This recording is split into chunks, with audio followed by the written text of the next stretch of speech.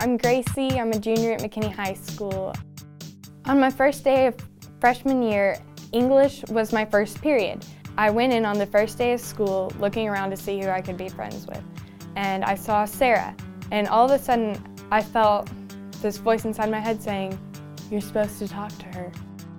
I was just living my life, kind of day to day, like in a routine and stuff, and I didn't really give much thought about religion and stuff, and I kind of put the stereotype out there that everyone that was religious wasn't like a good person or nice. And then I had met Gracie, and she kind of changed my view on that. We kept being put in the same group and having to do group projects, and God kept saying, "Hey, you should talk to Sarah." And she had kind of started talking about Jesus to me and stuff, but I blew her off, kind of. But then sophomore year is really when it all got started, when she had invited me to the rally for DNow. And I kept talking to her, kept seeking her out, saying, "Would you like to go to DNow? Would you like to come to church?" And like every day she kept asking me, "Hey, are you gonna come?" And suddenly she was really persistent about it. And she said yes to DNow. Sarah came, and she was in my group. That weekend was amazing. I had an amazing group. I just opened up and had so much fun with the kids. Like, I really enjoyed my group. After DNow, she started coming occasionally on Wednesday nights. I kept coming back week after week, and then I had started going to Sunday worship as well, and that really changed my perspective. So I was determined for her to come to camp. It was a personal goal of mine to get her to come.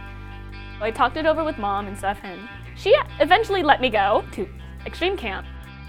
I'll never forget, I was sitting on one side of the auditorium at the camp, and she was sitting in the middle with her group.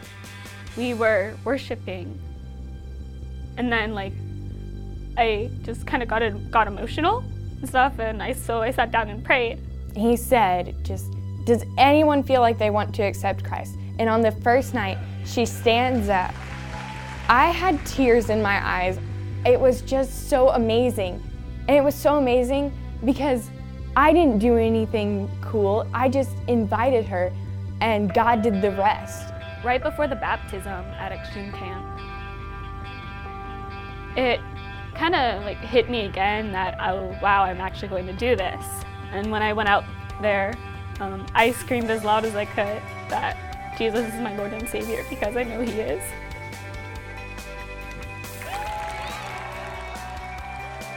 Going through the times where there was no response, it felt hard right then, but looking back, it feels so worth it.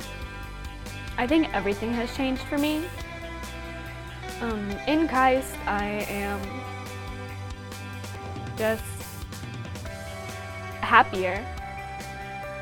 He's just wonderful, because you don't know when He's going to work, but you know He's there.